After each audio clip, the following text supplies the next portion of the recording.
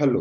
देखिए, आज हम करेंगे the protection of women from domestic violence act 2005 means घरेलू हिंसा अधिनियम। घरेलू हिंसा अधिनियम जिसे अपन बोलते हैं नॉर्मल यू 2005। ओके। या तो आप जाकर जैसे अपन बुक सेलर पे जाके देखते हैं कि सर हमें ना या तो पूरा नाम बोलिए या फिर अपन कहते हैं डीबीएफ दे दो या फिर घरेलू हिंसा अधिनियम दे दो। या फिर आप जैसे अच्छे हो तो उसमें क्या कहेंगे कि भैया एक्ट नंबर 43 ऑफ 2006 हमें दीजिएगा। क्या है इसका एक्ट नंबर कि भैया ये 2006 में पास होने वाला क्या है 43 नंबर का एक्ट है। बोले ठीक है। अब देखिए क्या है कि भैया ये जो एक्ट है हमने इसका नाम देख लिया। इसका जो ये नाम जो है इसका शॉर्ट टाइटल है। ठीक है।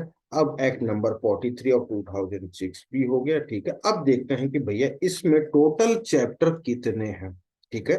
टोटल चैप्टर कितने हैं, टोटल सेक्शन कितने हैं, कब कमेंसमेंट हुआ, कब एसेंट हुआ। ठीक है। इसमें जो टोटल चैप्टर है वो आपके हैं 5 मींस आपकी जो टोटल सेक्शन जो 37 है इन पार्ट्स 5 पार्ट्स में आपके डिवाइड हैं। बोले ठीक है।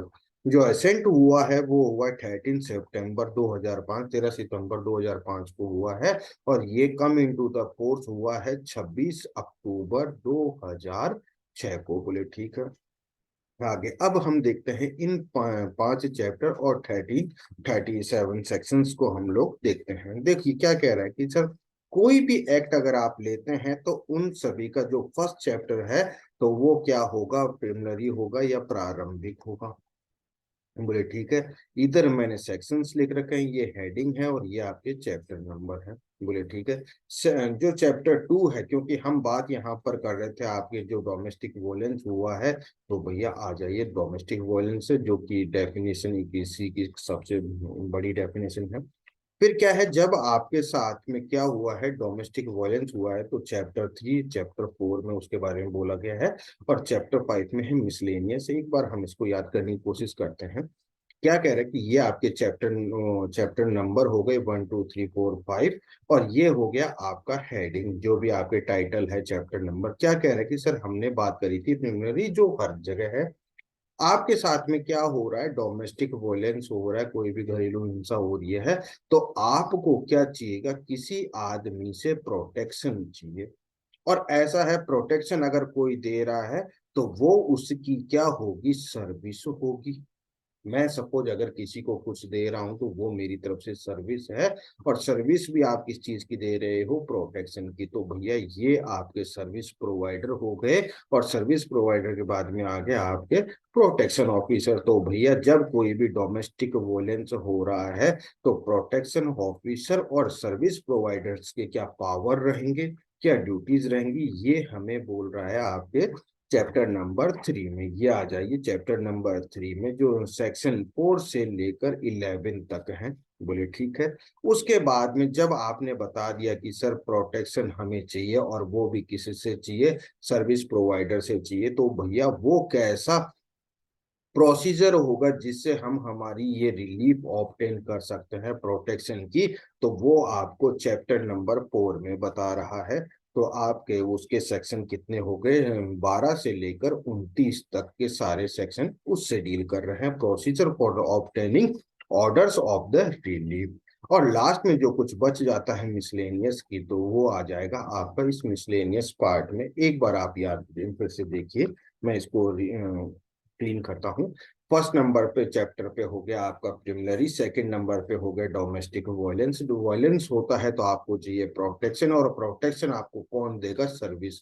ये एक सर्विस होती है प्रोटेक्शन देने की और वो देंगे आपको सर्विस प्रोवाइडर्स। तो भैया उनके पावर्स और ड्यूटीज क्या होंगी वो देखते हैं। और लास्ट में कि भैया ये जैसे भी हमें ऑब्टेन करनी है प्रोटेक्शन की सर्विसेज तो वो कैसे हम रिलीफ ऑब्टेन करेंगे वो। और लास्ट में हो गया आपका मिसलेनियस। बोले ठीक है। ओके। अब आते हैं हम हमारा इंडेक्स याद करने का कि भैया जो अपने सारे सेक्शंस हैं इन्हें एक कहानी की तरह याद करना है। तो भैया प्रिलिमिनरी की है, हमने देखा था उसमें केवल 2 ही सेक्शन है, सेक्शन 1 और सेक्शन 2। ठीक है। तो पहला तो हो गया शॉर्ट टाइटल एक्सटेंड और कमेंसमेंट, दूसरे पे हो गया आपकी डेफिनेशन, और थर्ड पे जो वो ये था जो चैप्टर सेकंड है जो घरेलू हिंसा डोमेस्टिक वोलेंस की बात कर रहा था, इसमें है definition of the domestic violence. बोले ठीक है।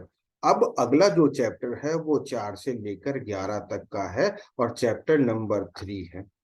बोले ठीक है। और यही हमने अभी याद किया था कि भैया जो प्रोटेक्शन ऑफिसर और सर्विस प्रोवाइडर्स हैं उनके पावर्स और ड्यूटीज क्या हैं। देखिए, मैं एक कहानी बताता हूँ आपको, कहानी के आधार पे अपन इसको याद करने की कोशिश करते हैं। सपोज मैं एक महिला हूँ, ठीक है, और मुझे क्या किया गया, मेरे ससुराल वाले या जैसे भी अपन कहेंगे, मेरे साथ में क्या की, मारपीट की। मैं एक कहानी बता रहा हूँ, इसका वैसे कोई वास्तविकता से कोई लेना देना नहीं है। मेरे साथ में क्या किया, मारपीट करी, और मारपीट करने के बाद में मुझे क्या किया, उन लोगों ने घर से निकाला, निकाल दिया। ठीक है। मेरे साथ में दो चीजें हुई है। पहला तो मैं यहाँ पे इसका कलर चेंज करता हूं। मेरे साथ में क्या की, एक तो मारपीट करी और दूसरा मुझे क्या कर दिया, घर से निकाल दिया। अब जब है ये बात मैंने अपने घर वालों को बताई तो वो क्या हुई, उन लोगों के लिए इंफॉर्मेशन, अब अगर इसे देसी भाषा में समझे तो खबर। ठीक है। और जैसे ही अपने अपन घर वालों को कुछ भी बोलते हैं तो घर वाले क्या कहते हैं, बेटा ये बात अपने ना छुपा के रख ले, दबा के रख ले, क्योंकि 4 लोग सुनेंगे तो क्या होगा। ठीक है। तो वो 4 लोग कौन से हैं, एक हो गया आपके पुलिस ऑफिसर, जैसे ही कोई इंफॉर्मेशन मिली तो वो 4 लोग कौन है भैया, वो एक पुलिस ऑफिसर है, दूसरे नंबर पे मजिस्ट्रेट है, तीसरे नंबर पे सर्विस प्रोवाइडर है, और फोर्थ पर है आपके प्रोटेक्शन ऑफिसर। बोले ठीक है। हमारे साथ में क्या हुआ है, मारपीट हुई है और घर से निकाल दिया है, तो ठीक है, हम जो पुलिस ऑफिसर है और जो मजिस्ट्रेट है, हम उसको एक बार आगे साइड में करते हैं, क्योंकि इनसे डीलिंग करेंगे हम नेक्स्ट चैप्टर में। ठीक है। अब क्या है, क्या कह रहे हैं कि आपके पास में हुआ है, ये नंबर 3 पर हम रखते हैं और ये हो गया नंबर 4 पर। ठीक है। अब क्या कह रहा है, जब आपके साथ में मारपीट हुई और घर से निकाल दिया गया और टाइम हो चुका है अब शाम का, तो भैया सबसे पहले आपको क्या लेना होगा, शेल्टर लेना होगा कहीं पर, क्योंकि मेरे घर वाले जो है मेरे सेम सिटी में नहीं है, वो कहीं बाहर रहते हैं, उनको आने में कम से कम एक दिन का टाइम लग रहा है, तो मुझे क्या चाहिए, शेल्टर होम चाहिए। बोले ठीक है। तो रात का तो अपना हो गया, ठीक है। लेकिन मेरे साथ में क्या की गई थी, मारपीट की गई थी, तो मारपीट में क्या आ गया, हमें कहीं से मेडिकल फैसिलिटीज उनको लेनी पड़ी। बोले ठीक है। ये आपके दो चीज हो गई। अब क्या है, मैं एक बार इसको क्लीन कर रहा हूँ। ठीक है। हमें, मेरे साथ में क्या हुआ था, मारपीट हुई थी, और दूसरी चीज क्या किया गया था, मेरे को घर से निकाल दिया था। ठीक है। दो ही चीज हुई थी, पहला ये, दूसरा ये। अब अपन ने ये पुलिस ऑफिसर और मजिस्ट्रेट को देख लिया, नंबर 3 पर सर्विस प्रोवाइडर और नंबर 4 पर आपके आ गए प्रोटेक्शन ऑफिसर। बोले ठीक है। अब क्या कर रहे हो, जैसे अपन ने बचपन से याद करते हैं ABCD, जो भी इंग्लिश में, मैं इंग्लिश में इसीलिए ही बता रहा हूं क्योंकि भैया इसमें याद करना इजी रहेगा। जैसे ही हम याद करते हैं तो भाई क्या आएगा, पहले P आएगा फिर S आएगा। अगर आप अल्फाबेटिकली देखेंगे तो पहले P आएगा, MNOP, और फिर S आएगा। बोले ठीक है। तो आपने क्या किया कि भैया प्रोटेक्शन ऑफिसर को अपॉइंट करवाया। बोले ठीक है। और उसके बाद में क्या दी, उसको ड्यूटीज दी गई। बोले ठीक है। ओके। पहले हमने जब मारपीट से हुआ था तो घर से निकाल दिया, तो हमने क्या ले लिया था, शेल्टर ले लिया था। और जब मारपीट हुई और अपने कुछ भाई वो हुआ अपने साथ में, तो हमने मेडिकल ट्रीटमेंट भी लिया, तो बोले ठीक है, मेडिकल फैसिलिटी। फिर आ गया, हमें प्रोटेक्शन ऑफिसर का भी हो गया कि भैया अपॉइंट किया गया, और फिर उसको ड्यूटीज बताई गई। और लास्ट वाला कौन बचा, अपने सर्विस प्रोवाइडर। तो ये लो साहब, सर्विस प्रोवाइडर भी आ गए। और ये जो सारी की सारी चीजें कौन कर रही हैं, हमें जो फैसिलिटी प्रोवाइड करने की है, तो ये हमारी गवर्नमेंट कर रही है। बोले ठीक है। अब हम इसको सेक्शन वाइज याद करते हैं, देखते हैं। ये हो गए आपके section 4, section 5, section 6, section 7, section 8, 9, 10, और लास्ट वन इज 11। एकदम इजी वे में याद करने का तरीका है। हमने कर लिया है चैप्टर नंबर 3 को याद। सेक्शन कितने थे? 4 से लेकर 11 तक के। ओके, बोले ठीक है। अब हमारा जो नेक्स्ट चैप्टर है वो कौन सा है? चैप्टर नंबर 4, और उसमें सेक्शन है सेक्शन 12 टू 29। ओके, देखते हैं इसको भी। ये आप अपने बेरेट को सामने रखिए, इंडेक्स में सेम टू सेम ये ही है। अब देखिए क्या है, पहली बात तो ये मामला जो भी है अपना घरेलू मामला है, घर का मामला है, बोले ठीक है। लेकिन भाई मान नहीं रहे, मेरे को तो रोज पीट पाट के बाहर निकाल देते हैं। तो हमने क्या किया, जैसे मेरे घर वाले आए थे, समझाइश हुई, सारा सब कुछ हुआ, और उन्होंने क्या किया, दूसरे दिन फिर वही सेम प्रोग्राम। बोले ठीक है। तो अब की बार क्या किया, हमने गए मजिस्ट्रेट के पास में, और उनको क्या कर दे दी, हमने हमारी एप्लीकेशन दे दी। जैसे ही मजिस्ट्रेट ने हमारी एप्लीकेशन ली, तो उन्होंने क्या किया, अपोजिट पार्टी मींस मेरे ससुराल वालों को बुलाया, और उन्होंने उनको क्या दिया, वो बुलाने के लिए नोटिस दिया। अब चूंकि मामला क्या था, हमारा घरेलू था, तो उन्होंने क्या किया, समझाइश के लिए मामला रखवाया। जैसे हम एडीआर में करवाते हैं समझाइश के लिए, काउंसलिंग के लिए। और वहां पर क्या है, किसको बैठाएंगे आप? एक्सपर्ट्स को बैठाएंगे, जिन्होंने भैया अच्छा उनको नॉलेज होगा, एक्सपीरियंस होगा। उन लोगों को क्या है, आप बैठाएंगे असिस्टेंट के लिए। बोले ठीक है। क्योंकि ये मामला क्या है, घरेलू है, इस वजह से ये सारा का सारा जो भी काम होगा किस में होगा, इन कैमरा होगा। और समझाइश कब होगी, जब मेरा पति और मेरे ससुराल वाले क्या है आ चुके होंगे, तो उनको समझाएंगे, अरे भैया साथ में रहो, शेयर हाउस होल्ड में। बोले ठीक है। और उसके साथ में भैया आपने मुझे और भी क्या चीजें दी हैं, यहाँ पर आपने मुझे 5 ऑर्डर और दिए हैं, वो ही हम एबीसीडी के हिसाब से याद करेंगे, ABCD।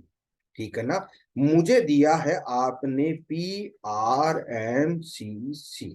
अब ये CC को याद करने का वो ही तरीका रहेगा। पहला में हो गया P for protection, R for residence, M for monetary relief, और C फॉर, यहां पर देखिएगा अब की बार आपको सीक्वेंस उल्टा करना है। पहले कस्टडी बोल रखा है, C से C गया, और U है यहाँ पर O है। तो पहले आ गया आपका कस्टडी ऑर्डर, और फिर हो गया आपको कंपनसेशन। बोले ठीक है। अब इसको देखते हैं क्या कह रहा है, जो आपने ऑर्डर देखे कि भैया हमने आपको साथ में भेजने का तो कर दिया शेयर हाउस होल्ड का, लेकिन ये प्रोटेक्शन भी करवाया कि भैया आइंदा इसके साथ में कोई मारपीट नहीं करेगा, और इसको क्या है अपने घर में ही रखेगा, ऐसे नहीं कि अगले दिन फिर निकाल दिया। और दूसरी क्या है, आप इसे कुछ न कुछ आर्थिक रूप से सहायता, मॉनिटरी रिलीफ दोगे, ताकि भैया लेडीज का खुद का खर्चा होता है, और जो भी बच्चों की और कस्टडी रहेगी वो आपको दी जाएगी। बोले ठीक है, ये तो चल गया। लेकिन क्या है, देखो ये जो काम कर कर आयो, इस बेचारी को परेशानी हुई है, तो आप क्या करोगे, इसको थोड़ा सा कंपनसेशन भी दोगे कि भैया हमसे ये गलती हो गई, अनजाने में हुई, और हम तुझे क्या दे रहे हैं, कंपनसेशन दे रहे हैं। ये सारी की सारी प्रोसीजर जो इस एप्लीकेशन पे हुई थी, तो ये कब हुई थी, जब अपोजिट पार्टी जो भी है वो क्या हो गई थी, अपीयर हो गई। अपीयर होंगे जब भी तो हुआ। लेकिन वो क्या है कि भैया आए नहीं, आए नहीं, तो क्या ऑर्डर मिला आपको, एक्स पार्टी का ऑर्डर मिल गया। बोले ठीक है। भाई आए नहीं, तो उन्होंने ना अपना पक्ष रखा ना और कुछ रखा, तो कोर्ट ने मेरी एप्लीकेशन पे, मेरी एविडेंस पे उन्होंने एक्स पार्टी ऑर्डर कर दिया। अब जैसे ही ऑर्डर किया, तो उसकी कॉपी क्या दी गई मुझे, फ्री ऑफ कॉस्ट दी गई। और फिर क्या है, उसी में बताया गया कि भैया तुम्हें इस ड्यूरेशन में ये सारी चीजें करनी है। बोले ठीक है। ये यहाँ तक का जो मामला था वो क्या था कि आपका डोमेस्टिक वोलेंस में था। लेकिन आपने कुछ अदर रिलीफ भी कहीं से ले रखे, जैसे 125 में भी कुछ मॉनेटरी रिलीफ ले रहे हो, तो उन सभी चीजों को, जो भी अदर सूट्स और अदर लीगल प्रोसीडिंग्स हैं, हम उनको भी इसमें देख रहे हैं। बोले ठीक है। अब आती है बात कि जब आप ये मजिस्ट्रेट को ये एप्लीकेशन दे रहे हो, तो भैया आप कौन से जूरिडिक्शन वाले को दोगे? जिस जगह का जुरिडिक्शन जो बन रहा है, फिर ये आपने उसको जैसे ही पेश करी तो वो कौन सा प्रोसीजर फॉलो करेगा, सीपीसी का प्रोसीजर फॉलो करेगा या सीआरपीसी का, वो यहाँ पर है। और लास्ट में कि भाई आप या तो आप या सामने वाली पार्टी अनसेटिस्फाइड है तो भैया उसकी अपील किस ड्यूरेशन में होगी उसके बारे में बता रहा है। ये अब देखते हैं एक बार क्लीन करके वापस से।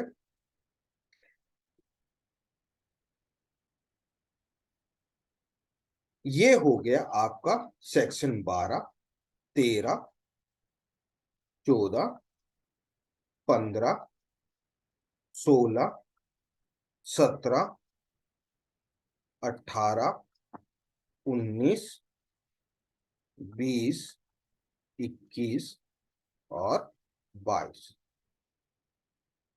फिर इसको भी क्लीन करके देखते हैं तुरंत की तुरंत। ये आपके हो गए 23, 24, 25, 26, 27, 28 और लास्ट है अपना सेक्शन 29। एक बार आप अपना इसको बेरेक्ट में देखिए। लास्ट का जो मिसलेनियस है, इस मिसलेनियस को जब अपन उस टाइम पे करेंगे, ठीक है, उसी टाइम पे इसका इंडेक्स आपको बता देंगे। ठीक है, एक बार आप यहां तक का इसमें देखिए।